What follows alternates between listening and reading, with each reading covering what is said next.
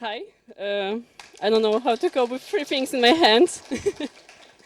Okay, so have you ever had a problem with small decisions like which outfit to choose? Yeah, everybody had this problem. But have you noticed negative thoughts arise during the decision-making process? If your answer is yes, you might be an overthinker. Maybe not all of you may know what overthinking is and how this process looks like, so try to simplify it for you. I got inspired by Tim's Urban talk about procrastination, and he said a thesis that there's a difference between a non-procrastinating mind and a procrastinating mind. And I believe there's a difference between a non-overthinking mind and an overthinking mind. I actually used the same MRI machine that he used to show you the human brain scan. As you can see here, just a pretty realistic brain. The green guy is ourselves, and there's the other one in the corner. It's our unpleasant guest. I like to call him the grumpy man. Actually, who is this guy? He's our main troublemaker. He's the one who spins the wheel of negative and depressing thoughts and make us analyze them over and over again.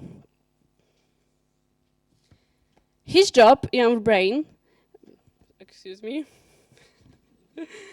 Okay, so now you met the grumpy man met you. I'll tell you my story about him. It happened almost 3 years ago when I was creating this exact talk.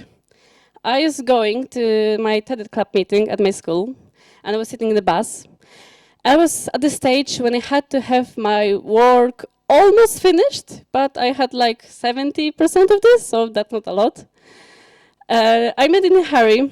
I got stressed. I like to do things last minute, and because I do things last minute, I get more stressed and worried, and I'm scary, and bam!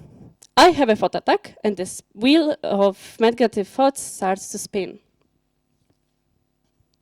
This is the moment I call the grumpy man awakening. This is the moment the thought attack happens.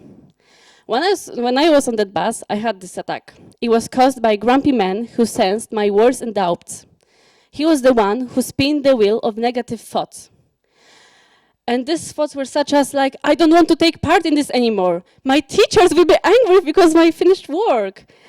Who would listen to me? My method doesn't work, it's an absurd. At that moment, I lived these thoughts. I was so worried that I imagined myself getting off the bus at the next stop. At that moment, I needed some kind of first aid kit. And at the thought attacks, my two superheroes are simple pen and paper. These two tools are my favorite therapists for the moment I need help. Well, there are two rules to make it work. That's the where attack happens.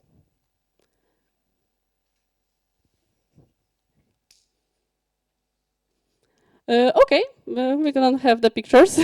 So the first rule is to write literally everything that's on your mind.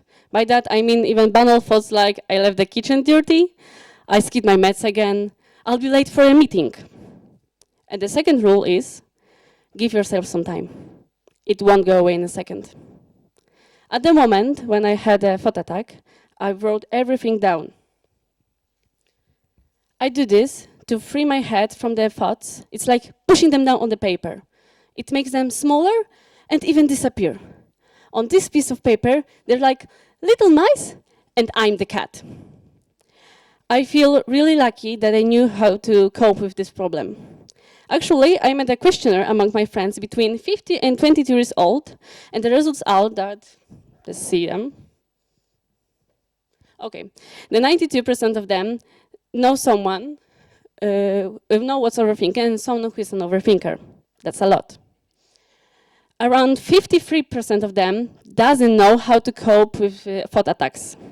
And almost 85% of them know or feel that like overthinkers have problem with poor sleep quality, fewer hours of sleep, and lower mood and concentration. It seems serious because it is. My results have similar results to the professional therapist researchers, but theirs also shows that overthinking leads to mental disorders or even suicide. We have to talk about overthinking more loudly than ever.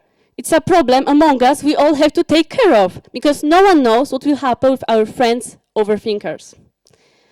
It sounds ridiculous that just paper and pen can save someone's lives or dreams.